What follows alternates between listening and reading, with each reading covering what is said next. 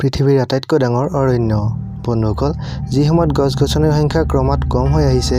তেনে সময়তো এনে কিছুমান অৰণ্য আছে যিয়ে নিজৰ অস্তিত্ব বৰ্তাই এই বিশ্বক সেউজীয়া কৰি ৰাখিছে এই ভিডিঅ'টিত পৃথিৱীৰ 10খন আটাইতকৈ ডাঙৰ আৰু ভয়ংকৰ অৰণ্যৰ কথা ক'ব ওলাইছো যি কোটি কোটি বছৰৰ আগৰ পৰা এই পৃথিৱীত মজুদ আছে এনে অৰণ্য যি হিংস্ৰ বন্যজন্তুৰ ঘৰ আৰু আশ্ৰয়স্থলী নমস্কাৰ বন্ধুসকল মই অনুৰাগ আপোনালোকে চাই আছে অসমী ডিজিটেল তেন্তে আহক ভিডিঅ'টি আৰম্ভ কৰোঁ বন্ধুসকল ভিডিঅ'টি যদি আপোনাৰ ভাল লাগে এটি লাইক কৰিব নাপাহৰিব লগতে চেনেলটো সাবস্ক্ৰাইব কৰি ল'ব যাতে আমাৰ আৰু আহিব লগা নতুন ভিডিঅ'বোৰ আপুনি সময়মতে চাব পাৰে মিণ্ডো নামবিলো ক্লাউড ফৰেষ্ট সাউথ আমেৰিকা দক্ষিণ আমেৰিকাত 192 বৰ্গ কিলোমিটাৰ বিস্তৃত হৈ থকা এই অৰণ্য পৃথিৱীৰ আটাইতকৈ ঠাণ্ডা অৰণ্য বুলি কোৱা হয় এই অৰণ্য এমেজন বৰ্ষাৰণ্যৰ পৰা মাত্ৰ কিছু দূৰতে আছে কিন্তু এই অৰণ্যৰ জলবায়ু পৃথক হোৱাৰ বাবে ইয়াক এমেজনৰ অংশ হিচাপে ধৰা নহয় এই অৰণ্যত পক্ষী ভেকুলী আৰু অন্য জীৱ-জন্তুৰ 1600তকৈও বেছি বিভিন্ন প্ৰজাতি পোৱা যায় ইয়াত প্ৰায় বছৰ জুৰি একেৰাহে বৰষুণ হৈ থাকে কিনাবালু নেশ্যনেল পাৰ্ক এছিয়া মালয়েছিয়াত অৱস্থিত এই অৰণ্যক ইউনেস্কো দ্বাৰা ৱৰ্ল্ড হেৰিটেজ সাইট হিচাপে ঘোষণা কৰা হৈছে এই অৰণ্য 754 বৰ্গ কিলোমিটাৰ জুৰি বিস্তৃত হৈ আছে এই অৰণ্য সদায় পৰ্যটকেৰে ভৰি থাকে এই অৰণ্যৰ কিছুমান প্ৰাণী প্ৰায় বিলুপ্ত হৈছে দিনৰ ভাগত এই অৰণ্য যিমানে সুন্দৰ দেখা যায় ৰাতি হলে সিমানে ভয়ংকৰ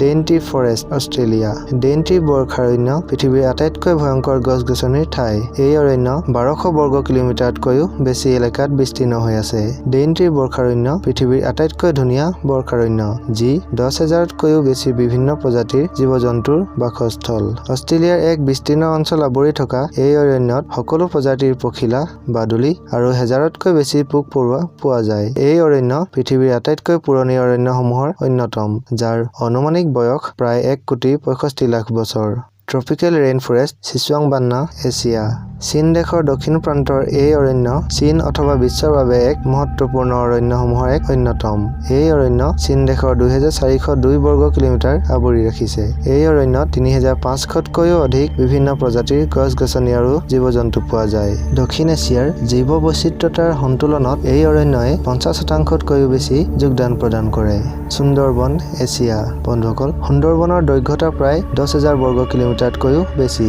যিয়ে সম্পূৰ্ণ বাংলাদেশ আৰু ভাৰতৰ কিছু অংশত বিস্তীৰ্ণ হৈ আছে ইউনেস্কোয়ে ইয়াক ৱৰ্ল্ড হেৰিটেজ সাইট হিচাপে ঘোষণা কৰিছে ই পৃথিৱীৰ আটাইতকৈ ডাঙৰ টাইগাৰ ৰিজাৰ্ভ বগা ৰঙৰ বাঘ কেৱল এই অৰণ্যতে পোৱা যায় টংগাছ নৰ্থ আমেৰিকা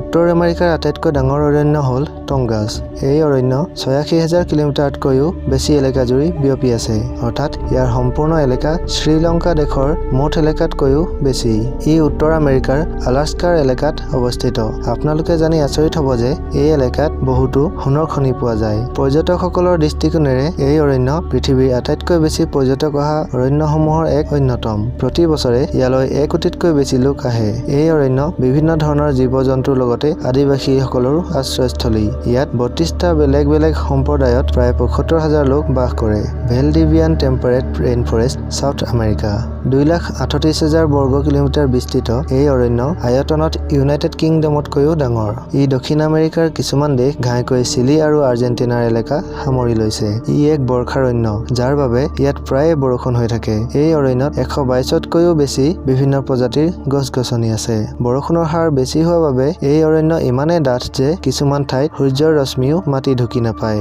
এই অৰণ্যত এনে কিছুমান জীৱ-জন্তু পোৱা যায় যি পৃথিৱীৰ পৰা প্ৰায় বিলুপ্ত হৈ গৈছে কংগো ৰেইন ফৰেষ্ট আফ্ৰিকা 20,23,428 বৰ্গ কিলোমিটাৰ জুৰি আৱৰি থকা এই অৰণ্য আয়তনত আলাস্কা আৰু দক্ষিণ আফ্ৰিকাতকৈও ডাঙৰ কংগো বৰ্ষাৰণ্যত 10,000তকৈও বেছি প্ৰজাতিৰ গছ-গছনি পোৱা যায় যি পৃথিৱীৰ বাকী অৰণ্যসমূহতকৈ বহু বেছি ইয়াত বছৰ জুৰি বৰষুণ হৈ থাকে যাৰ ফলত এই অৰণ্য হৈ বৈ যোৱা নদীসমূহত মুঠ 500তকৈ বেছি বিভিন্ন প্ৰজাতিৰ মাছ পোৱা যায় এই অৰণ্য যিমানে বিশাল সিমানে ভয়ংকৰো ইয়াত পোৱা পিৰানহা মাছ যিয়ে মানুহক মিনিটৰ ভিতৰতে শেষ কৰি দিব পাৰে ইয়াত 1000তকৈ বেছি প্ৰজাতিৰ পক্ষী আৰু 500তকৈ বেছি প্ৰজাতিৰ স্তন্যপায়ী প্ৰাণী পোৱা যায় Amazon forest south America 70 lakh বৰ্গ কিলোমিটাৰ জুৰি আৱৰি থকা এমেজন বৰ্ষাৰণ্য যাক অৰণ্যৰ ৰজা বুলি কোৱা হয় ই একেলগে Peru Brazil Colombia Ecuador Bolivia Guyana ভেনেজুৱেলাৰ দৰে দেশৰ বিস্তীৰ্ণ এলেকা সামৰি লৈছে ইয়াত বহুতো জলপ্ৰপাত মজুদ আছে। ই কোটি কোটি জীৱ-জন্তু আৰু পক্ষীৰ আশ্ৰয়স্থলী। এমেজন পৃথিৱীৰ আটাইতকৈ ডাঙৰ বৰ্ষাৰণ্য। সেইবাবে ইয়াত বছৰৰ সকলো সময়তে বৰষুণ হৈ থাকে। এমেজন যি জীৱ-জন্তুৰ বাবে ভূস্বৰ্গ কিন্তু মানুহৰ বাবে কোনো এক দুঃস্বপ্নতকৈ কম নহয়। ইয়াত এনে ধৰণৰ ভয়ংকৰ আৰু বিষাক্ত জীৱ-জন্তু পোৱা যায় যি মানুহক এবাৰতে মৃত্যুৰ মুখলৈ লৈ যাব পাৰে। ইয়াতে বিশ্বৰ আটাইতকৈ দীঘল নদী পোৱা যায় যাক এমেজন নদী বুলি কোৱা হয়, য'ত পৃথিৱীৰ আটাইতকৈ ডাঙৰ সাপ এনাকোণ্ডা পোৱা যায় বুলি প্ৰবাদ আছে। টাইগা এছিয়া, ইউৰোপ, নৰ্থ আমেৰিকা। আমাৰ লিষ্টৰ নম্বৰ 1ত থকা বিশ্বৰ আটাইতকৈ ডাঙৰ অৰণ্য হ'ল টাইগা। 1,20,00,000 বৰ্গ কিলোমিটাৰতকৈও বেছি এলেকা জুৰি বিয়পি থকা এক অৰণ্য হ'ল এই টাইগা, যি এছিয়া মহাদেশৰ ৰুছ, ইউৰোপৰ কানাডাকে ধৰি আন দেশসমূহ হৈ উত্তৰ আমেৰিকালৈকে বিস্তৃত হৈ আছে। অৰ্থাৎ এই অৰণ্যই 3খন মহাদেশ আৱৰি ৰাখিছে। আয়তনৰ দিশৰ পৰা চাবলৈ গ'লে ই চীন আৰু ভাৰতৰ মুঠ এলেকাতকৈও বৃহৎ। বন্ধুসকল, টাইগাক এখন বৰফৰ অৰণ্য বুলিও কোৱা হয়। এই অৰণ্যৰ বহুতো এলেকাত একেৰাহে বৰফ পৰি থাকে। ইয়াত তাপমাত্ৰা ইমানেই কম যে ইয়াত মাত্ৰ কিছুমান জীৱ-জন্তুহে বাচি থাকিব পাৰে। টাইগা এনে এক অৰণ্য য'ত মাত্ৰ 3 ধৰণৰহে গছ-গছনি আছে। তেন্তে বন্ধুসকল, এইসমূহ হ'ল বিশ্বৰ আটাইতকৈ ডাঙৰ অৰণ্য। আপুনি কোনখন অৰণ্য বাছি ল'ব? যদিহে আপুনি যাবলৈ সুবিধা লাভ কৰে, কমেণ্ট কৰি জনাব নাপাহৰিব। আকৌ লগ পাম এটি নতুন ভিডিঅ'ত। তেতিয়ালৈ ধন্যবাদ। জয় আই অসম।